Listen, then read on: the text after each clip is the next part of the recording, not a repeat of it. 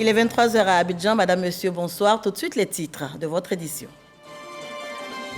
Une réunion du Conseil national de sécurité s'est tenue ce mercredi sous la présidence du chef de l'État, le président Alassane Ouattara. À l'ordre du jour de cette réunion, la situation sécuritaire et sanitaire du pays, le communiqué du CNS dans quelques instants. Nous irons également à Washington, aux États-Unis, où se tiennent depuis lundi les assemblées annuelles du groupe de la Banque mondiale et du Fonds monétaire international. La Côte d'Ivoire a présidé les travaux du groupe intergouvernemental du 24. Le G24, on en parle également dans cette édition. Et puis au Mali, le secrétaire général de l'ONU, Antonio Guterres, presse la junte au pouvoir d'accélérer la transition. Antonio Guterres qui s'inquiète de la persistance des violences et de leur impact sur la population. À la politique, je vous disais tantôt, il s'est tenu ce mercredi un conseil national de sécurité, un conseil présidé par le chef de l'État, le président Alassane Ouattara. À l'ordre du jour de cette réunion, la situation sanitaire et sécuritaire générale de la Côte d'Ivoire. Je vous propose le communiqué du Conseil national de sécurité. Communiqué du Conseil national de sécurité. Une réunion du Conseil national de sécurité s'est tenue ce mercredi 12 avril 2023 au Palais de la Présidence de la République sous la présidence de son Excellence M. Alassane Ouattara, président de la République. L'ordre du jour de la réunion a porté sur 2 points. La situation sécuritaire générale et l'évolution de la maladie à coronavirus 2019 en Côte d'Ivoire.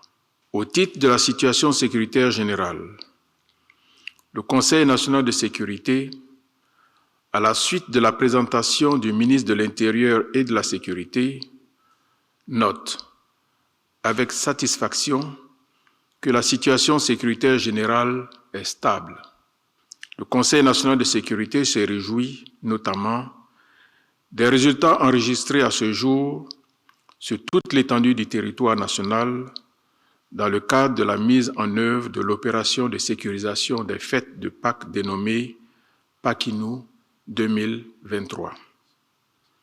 En effet, cette opération, qui mobilise 14 000 éléments des forces de défense et de sécurité sur la période du 4 au 14 avril 2023, a de façon générale permis aux populations de célébrer les festivités pascales dans la paix et la quiétude.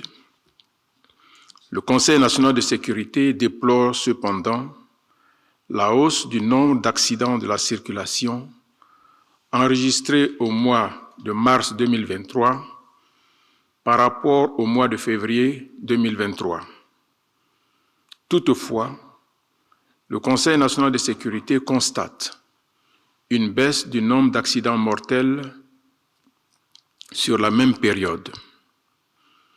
Au regard de ces résultats, le président de la République, tout en réitérant ses condoléances les plus attristées aux familles endeuillées et ses vœux de prompt rétablissement aux blessés, a instruit le Premier ministre chef du gouvernement à l'effet de renforcer et d'accélérer les réformes initiées dans le cadre de la lutte contre l'insécurité routière dans notre pays.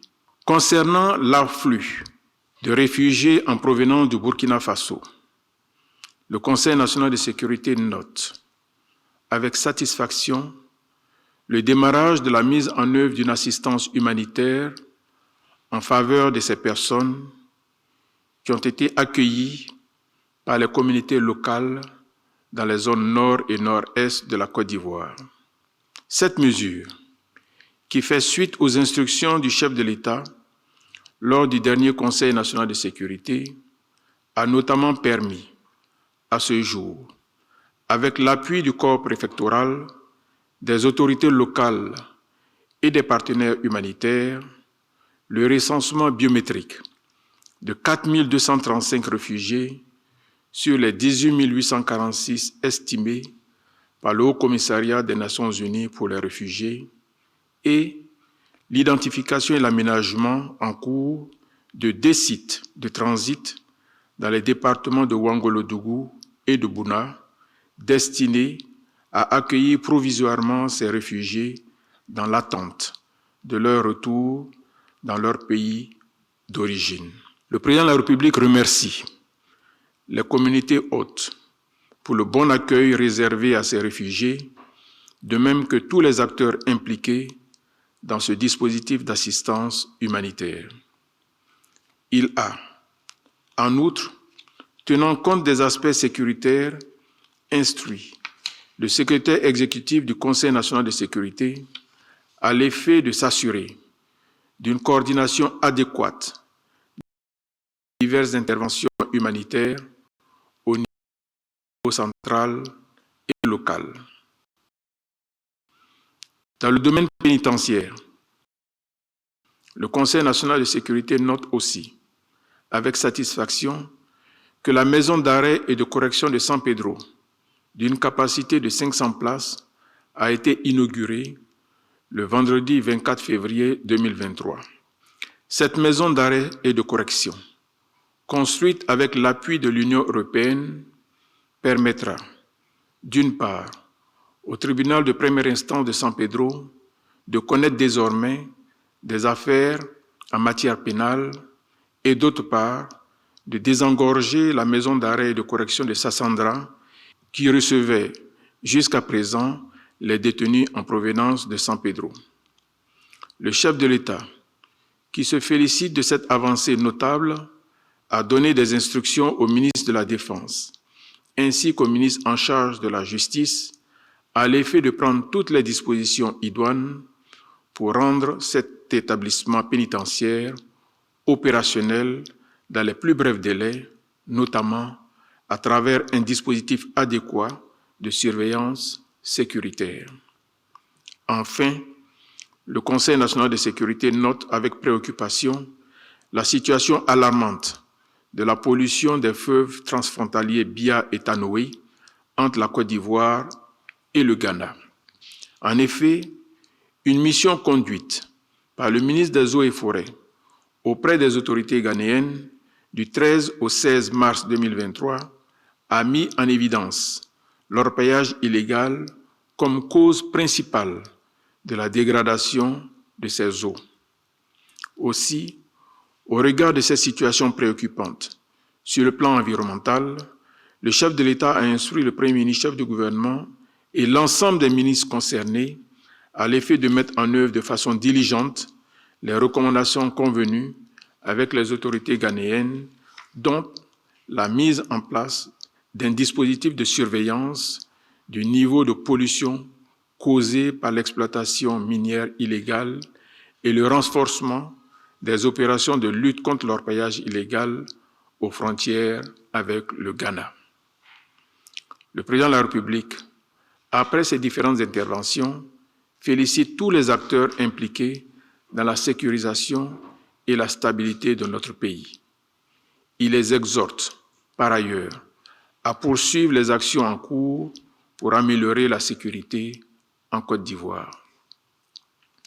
Au titre de l'évolution de la maladie à coronavirus 2019 en Côte d'Ivoire, le Conseil national de sécurité note avec satisfaction que la pandémie de Covid-19 est largement sous contrôle en Côte d'Ivoire. En effet, à la date du 10 avril 2023, notre pays n'enregistre que 6 cas actifs et aucune hospitalisation durant ces 2 dernières semaines.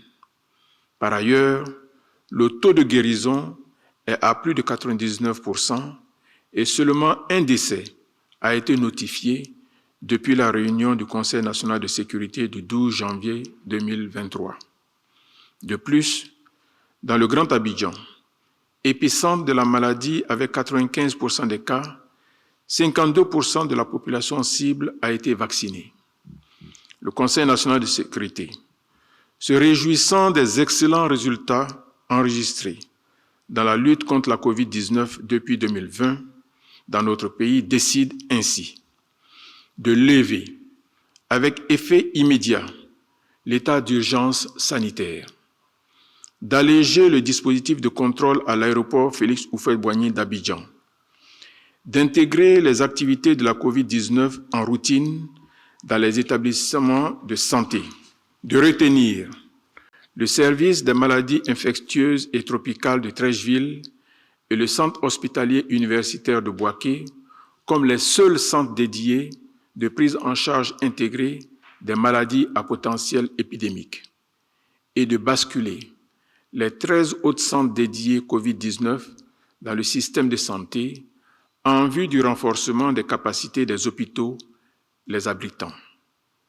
En outre, le chef de l'État a instruit le ministre en charge de la Santé à l'effet de prendre les mesures idoines en vue de la mise en œuvre effective de ces décisions d'ici le 30 juin 2023 au plus tard.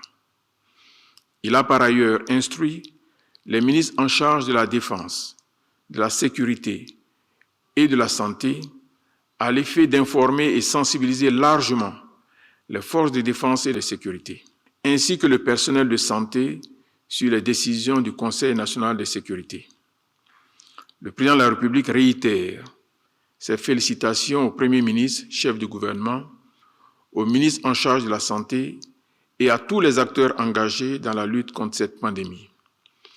Le chef de l'État exprime sa gratitude aux Ivoiriens et aux Ivoiriennes, ainsi qu'aux autres populations vivant en Côte d'Ivoire pour les efforts consentis qui ont permis la bonne maîtrise de cette pandémie dans notre pays.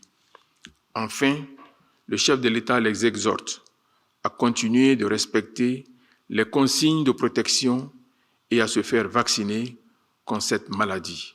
Fait à Abidjan le mercredi 12 avril 2023.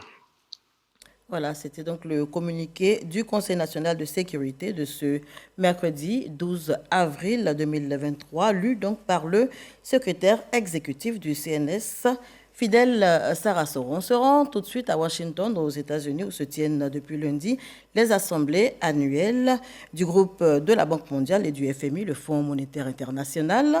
La Côte d'Ivoire a présidé hier les travaux du groupe intergouvernemental des 24, le G24. À l'occasion, le ministre ivoirien de l'économie et ses homologues d'autres pays ont évoqué les attentes des membres. Envoyé spécial à Washington, Serge Coléa. La rencontre des ministres du G24 constitue une des activités majeures des réunions de printemps du groupe de la Banque mondiale et du Fonds monétaire international à Washington DC. Adama Coulibaly est accompagné du ministre du Budget et du portefeuille de l'État, Moussa Sanogo, et de plusieurs collaborateurs. Quelques poignées de main chaleureuses et échanges de civilité avec de hautes personnalités de la finance mondiale, notamment Kristalina Georgieva, la directrice générale du FMI, et David Malpass, président du groupe de la Banque mondiale. Le ministre de l'économie et des finances dirige les travaux. Depuis octobre 2022, la Côte d'Ivoire assure la présidence du groupe des ministres chargés des finances et des gouverneurs de banques centrales des pays dits G24. Des travaux à huis clos qui seront suivis d'une conférence de presse pour en évoquer les points saillants. Et concernant le Fonds monétaire international, les pays du G24 ont demandé à avoir une quote-part beaucoup plus élevée, tout simplement parce que du point de vue du poids économique, ils représentent de plus en plus, parce qu'il y a des pays émergents, il y a des économies également en développement. Le continent africain aujourd'hui compte 1,4 milliard d'habitants, avec actuellement, au stade actuel des choses, 24 milliards de dollars de quote-part. Alors qu'il y a des pays qui ont moins de 100 millions d'habitants, qui ont pratiquement 30 milliards de quote-part. Donc il faut simplement regarder là où se trouvent les besoins. Les pays africains demandent une place au conseil d'administration. Pour l'instant, il y en a deux. Concernant la Banque mondiale, nous estimons qu'il faut absolument que la Banque mondiale puisse accompagner les pays dans l'atteinte des objectifs de développement durable. Et on a mis l'accent sur l'accès à l'eau, l'accès à l'énergie à un prix abordable. Pour nous, c'est important. Au-delà de ces deux points, nous avons évoqué également la nécessité de développer le capital humain de développer l'économie numérique et de travailler à la viabilité de la dette extérieure. Plusieurs rencontres sont prévues à l'agenda de travail de la délégation ivoirienne. Le ministre Adama Coulibaly a déjà eu une série d'entretiens en vue de nouer des partenariats. À noter également une réunion avec le département du Trésor américain représenté par le sous-secrétaire adjoint pour l'Afrique et le Moyen-Orient, Éric Meyer, et Anne Maurice, sous-secrétaire adjoint aux affaires mondiales. Les réunions de printemps du groupe de la Banque mondiale et du FMI donnent lieu à des séances d'information et bien d'autres sessions consacrées à l'économie mondiale. Retour en Côte d'Ivoire pour évoquer la CAN 2023. Le comité d'organisation s'active. Il a tenu son deuxième COCAN Business Club ce mercredi. C'était dans la commune de Port-Bouët. Un rendez-vous entre le comité local d'organisation et les opérateurs économiques du secteur. Il était bien question de présenter les différents besoins en vue donc du bon déroulement de l'événement. On en parle avec Salif Ouattara et Sébastien Wogna. 117 entreprises du secteur privé ivoirien ont répondu à l'appel du COCAN. Ce deuxième COCAN Business Club était axé sur la thématique transport logistique. Jean-Louis Moulot, président de cette commission au sein du COCAN, a situé d'entrée les enjeux de cette rencontre. L'objectif donc premier de cette seconde édition du COCAN Business Club, consacré à la logistique et au transport, est de communiquer sur les besoins réels en matière de logistique de transport dans une optique de transparence. Corinne Anouma, chef du projet logistique, et Ibrahim Sangaré, chef du projet transport, ont par la suite présenté aux opérateurs économiques les besoins du COCAN dans ces secteurs d'activité. Le nombre et les types de véhicules recherchés pour le transport des différentes délégations, les structures temporaires aux alentours des stades, comme les douches préfabriquées, sont autant d'attentes. Le COCAN donne du contenu aux entreprises nationales afin qu'elles puissent s'apprêter. Nous, au niveau du transport routier de personnes et de marchandises, nous venons de découvrir que nous avons la capacité aujourd'hui, nous avons les moyens aujourd'hui véritablement de compétir et d'apporter notre contribution en termes de déplacement des personnes qui vont arriver en Côte d'Ivoire. Et pour nous, c'est une grande opportunité et on ne veut pas la lâcher et on espère que le COCAN va nous faire confiance pour assurer cet événement-là. Heureux de cet échange enrichissant, François-Albert Amicha a émis le vœu de voir plusieurs entreprises nationales participer à cette grand-messe du foot africain. Le président de la République a souhaité que tout ce que nous allons faire soit placé sous le sceau de la transparence, mais également du sceau de l'excellence. Il faut considérer le cahier de charges comme le minimum.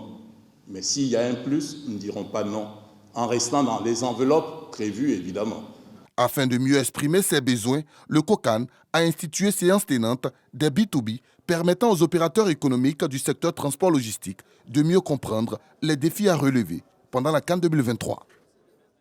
Je vous conduis à présent à Inagbeyo, c'est dans la sous-préfecture de Sirio, département de Gagnoa. Là-bas, le troisième vice-président du conseil régional du GOR, Saoué Bizier, a officiellement remis les clés de 3 salles de classe et d'un bureau pour le directeur. Notez que le conseil régional entend ainsi confirmer sa volonté de faire de l'éducation une priorité dans la région. On en parle avec Dogui Douga et Mama Traoré. 3 nouvelles salles de classe réalisées à hauteur de 22 millions de francs CFA. Elles complètent à 12 le nombre de salles de classe dont dispose désormais le village de Inagbeyo, sous-préfecture de Sirio, dans la région du GOR. Les clés ont été remises par le troisième vice-président du conseil régional du GOR, Saoué Bizier. Il précise que son institution fait de l'éducation une priorité. Nous allons en tout cas motiver les villageois afin qu'il y ait des cotisations exceptionnelles, même au sein du village, pour qu'on puisse en tout cas entretenir notre école. Car un cadeau ne se laisse pas de cette façon-là. La zone est très peuplée et il faut aller plus loin. Il faudrait dans un proche avenir réfléchir à un collège d'enseignement général, pour que ceux-là qui vont avoir l'entrée en 6e et le CEP puissent aller au collège en restant proches de leurs parents. De 2014 à ce jour, le conseil régional du GOR a investi en infrastructure environ 253 millions de francs CFA dans toute la sous-préfecture de Sirio. Et la localité de Mankono-Sobeni bénéficie, elle, de 2 centres de santé, une maternité et un dispensaire, dont de la Loterie nationale de Côte d'Ivoire, la LONASI, qui fait suite donc au sacre du groupe Nouvelle Vision du Yoruba, vainqueur de l'édition 2023 de Variétoscope, l'émission de divertissement des grandes vacances sur la RTI. Compte rendu par Gassoro Kone. C'est sur cette parcelle de 2 hectares du village de Sogbeni, sous-préfecture de Kounaéri, département de Mankono, région du Béré, que seront construits un nouveau dispensaire et une nouvelle maternité. Cet espace, un don de la famille Yahiri Zro, représenté à cette cérémonie de pose de la première pierre par André Yahiri. Une manière pour la famille de participer au développement du village. Quand le forum est arrivé, vraiment j'ai appelé toute la famille. Il y a 2 familles, Zoro et Mouron. Je les ai appelés pour dire que voici une nouvelle qui vient dans le village. Nous allons construire l'hôpital. Nous avons pris une décision tout le monde et nous avons montré le lieu au village. C'est ce lieu qui est ici. Ces 2 hectares de terrain ont été octroyés symboliquement à travers des civilités et la signature d'une attestation de cession aux autorités villageoises. Ce que moi je vois, quand je l'ai trouvé, il m'a passé cette parcelle. Je le salue beaucoup. Tout le monde était d'accord. On avait réuni là-dessus, personne n'a refusé. Et je le salue d'abord, la première chose. La construction du nouveau dispensaire et de la nouvelle maternité à Sogbeni, un don de la Loterie nationale de Côte d'Ivoire, l'ONASI, au groupe Nouvelle Vision de Yoruba, vainqueur de l'édition 2022 de la grande émission de la RTI Variétoscope. L'histoire retiendra que le premier dispensaire et la première maternité de Sogbeni ont vu le jour grâce aux filles et aux fils du village vainqueur des Variétoscopes 2022 de la radio-télévision ivoirienne. La RTI, qui était représentée à cette cérémonie de pose de la première pierre et de la visite du site par Kamara Oumar Norgil, coordonnateur général de l'émission. Il était accompagné du député suppléant de Kounaïri, Khalil Koulibaly. On ouvre à présent la page religion de ce journal avec le Ramadan. Ramadan, mois béni, mois du Coran. C'est une période pendant laquelle l'un des actes les plus recommandés reste la lecture du Saint-Coran, le livre saint de l'islam révélé pendant donc le mois de Ramadan au prophète Mohammed. Lire le Coran, lire le Saint-Coran, le méditer, se rapprocher davantage de Dieu à travers donc cette pratique, toute chose fortement recommandée en cette période. C'est ce que nous dit Mahama Traoré. Il ne se sépare presque jamais d'un exemplaire du Saint-Coran, au point où Imam Mohamed Lamine Diarra a fini par mémoriser après de longues années d'études plus de 6000 versets répartis en 114 chapitres que contient le livre saint de l'islam. Cette connaissance, ce guide religieux la transmet désormais à de nombreux apprenants. La lecture coranique même donne la baraka à l'homme. L'homme qui est attaché à la lecture coranique, ça augmente sa foi envers Allah subhanahu wa ta'ala. Ça lui donne crainte de Allah, puis ça te donne la piété aussi. Ça fait aussi que la mémoire devient fraîche. Parce que le Coran procure une telle élévation spirituelle, il est recommandé aux croyants de le lire intensément durant le Ramadan. Mois de grâce infinie selon les Saintes Écritures, les savants sont unanimes. Lire le Coran en arabe, sa langue d'origine, permet de récolter pleinement les bénéfices spirituels attendus en ce Ramadan. Lorsque le croyant ne dispose pas de cette faculté, il lui est recommandé de réciter les passages déjà mémorisés. Celui qui a mémorisé des versets, ou les versets que tu peux lire, il faut lire ça. Tu peux les répéter. Tu récites la Fatiha. C'est-à-dire, imagine-toi, la Fatiha contient combien de lettres. Tu finis, tu recommences. Tu lis les derniers chapitres. À chaque fois que tu lis, tu as beaucoup de mérites. Lire, réciter ou aussi chercher à comprendre le sens des versets du Saint-Coran, c'est le sens des tafsirs, ces séances de commentaires des versets du livre saint qu'organisent les mosquées en ce mois béni. Lors de ce culte, les guides religieux interprètent la parole incréée de sorte à fournir aux fidèles les enseignements à tirer et à pratiquer. Je pense que le tafsir enseigne beaucoup. Donc les imams approfondissent le Coran, le Saint-Coran, que nous qui ne sommes pas allés dans les écoles arabes et nous ne connaissons pas beaucoup sur le Coran, mais avec ce tafsir, ça nous donne beaucoup de connaissances. Le Coran sort d'un simple livre de lecture pour nous, pour devenir un livre de vie, c'est-à-dire un livre pratique qui touche tous les points et recoins de notre vie. On essaye de traduire les versets, aller vers la perfection, vers l'essence réelle des versets. Donc pour qu'on puisse mieux comprendre ce que nous-mêmes on lit, ce que nous-mêmes on prend pour adorer Allah subhanahu wa ta'ala. Parce que ce n'est pas notre langue d'origine. Le tafsir, c'est pas celui qui sait lire l'arabe. Non, c'est une autre science dans l'islam. Voilà, c'est pourquoi c'est mieux d'avoir un maître. C'est pendant le Ramadan que le Saint-Coran fut révélé et enseigné au prophète Mohammed, guide des musulmans, par l'archange Gabriel. La charité, le partage, également fortement recommandé en cette période de pénitence. À Korogo, le ministre de la Communication et de l'Économie numérique a présidé la cérémonie de lancement de la caravane solidaire, caravane initiée en mémoire de feu Amadou Gon Coulibaly, l'ex-premier ministre, qui, pendant le mois de Ramadan, assistait les familles vulnérables de la cité du Poro. Notez que 2500 kits alimentaires ont été distribués à l'occasion donc de cette caravane solidaire dénommée la Ronde du Social pour Amadou Gon Coulibaly. Le reportage est de Ami Sissoko. La caravane solidaire, dénommée la Ronde du Social pour Amadou Gon Coulibaly, vient d'offrir 2500 kits alimentaires aux familles vulnérables du Poro en ce mois de Ramadan. Cet acte de générosité vise à perpétuer les actions et la mémoire du défunt Premier ministre Amadou Gon Coulibaly. 3 ans après sa disparition, cette première édition, à l'initiative de certains jeunes de Korogo proches de lui, débute à sa résidence à Korogo. Amadou Gon, c'est la main droite qui savait donner sans que la main gauche ne s'en rende compte. Il le faisait chaque année et c'était pratiquement autour de 50 000 familles donc, qui étaient identifiées et qui étaient accompagnées de façon très discrète. Nous essayons donc à notre humble niveau de continuer cette action et de faire en sorte qu'Amadou Gon puisse continuer de vivre à travers donc, les actions que nous avons apprises de lui. Les bénéficiaires ont exprimé leur gratitude aux initiateurs de la Ronde du Social pour Amadou Gon Coulibaly. Amadou Gon aura les mérites dans sa vie tombale parce que toutes ces actions sont faites à son endroit. C'est ce que le prophète même dit. Il dit lorsque quelqu'un décède, ses actions sont interrompues sauf ce que ses enfants ou bien ses frères vont faire pour lui. Si c'est des prières ou bien si ce sont des sacrifices. Cette distribution de vivres composée de riz, de sucre, de pâtes alimentaires, de lait et d'huile a été possible avec le concours des cadres du Poro. Au nom de la famille Gon Coulibaly, le ministre de la Communication et de l'Économie numérique, Amadou Coulibaly, se réjouit du geste des initiateurs qui honorent la mémoire de l'ex-chef du gouvernement. Au nom de la famille, au nom notamment de nos aînés, de nos papas, vous dis merci. Merci d'honorer ainsi la mémoire d'Amadou Gon et de montrer qu'il n'a pas vécu inutile.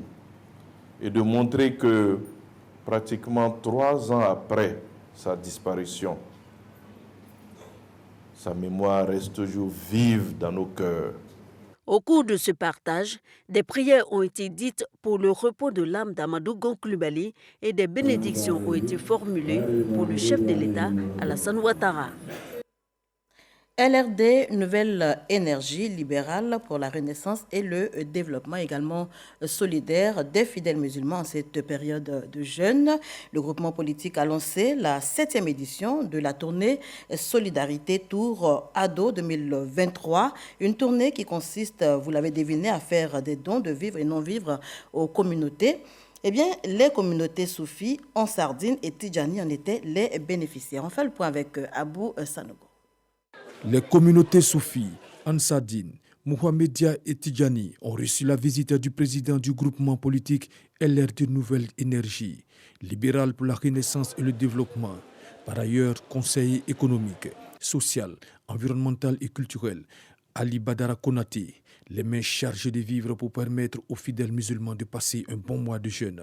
Ce, au nom du président de la République Alassane Ouattara et en souvenir de l'ex-premier ministre Feu Amadou Gon Coulibaly. Nous prions pour notre président, notre cher président, pour tout ce qu'il fait pour la Côte d'Ivoire, mais pour le fait qu'il ait inspiré toute cette jeunesse-là à partager du peu qu'ils ont. Et prier à Allah subhanahu wa ta'ala que la Côte d'Ivoire connaisse le véritable développement, le développement spirituel, le développement de cœur. Après la communauté musulmane, Ali Badara Konati a visité l'association musulmane pour le bien-être familial, pour une action en faveur des veuves et des orphelins. Alhamdoulilah, avec lui, nous allons appuyer 50 veuves avec des vivres très consistants, le riz, l'huile, le sucre, qui permettront à ces femmes-là d'avoir vraiment un Sunakari garanti. À Atekoubé, à la mosquée Lanfiara et à Koumassi, à la communauté Tidjani Nasrulim, Ali Badara Konati a demandé aux guides religieux de faire des prières pour le président de la République Alassane Ouattara et pour la Côte d'Ivoire. Le président de la République a appelé l'ensemble de ses collaborateurs, l'ensemble des cadres ivoiriens à être plus généreux vers les plus vulnérables. Cette année, nous allons sillonner l'ensemble du territoire ivoirien à travers nos différentes coordinations. Nous tenons ici à rendre hommage au président de la République. Et nous prions Allah, qu'Allah lui donne la force de toujours conduire le navire ivoire vers des lendemains enchantés. Cette activité de LR2 Nouvelle Énergie s'inscrit dans le cadre de la 7e édition de la tournée Solidarité Tour Ado 2023. Elle a été initiée en partenariat avec la fondation Youth and Force Action. Une rupture de jeunes a meublé cette tournée de partage et de solidarité. Voilà, solidarité agissante en cette période de jeûne. On termine en image avec cette information concernant le Mali. Et le secrétaire général de l'ONU, Antonio Guterres, demande à la junte au pouvoir d'accélérer la transition. Antonio Guterres qui s'inquiète de la persistance des violences, de leur impact sur la population et, je cite, de l'impasse dans laquelle se trouve un important accord de paix entre l'État malien et des groupes armés du Nord. Voilà qui met un terme à ce journal. Merci de l'avoir suivi. Passez une excellente soirée sur nos antennes.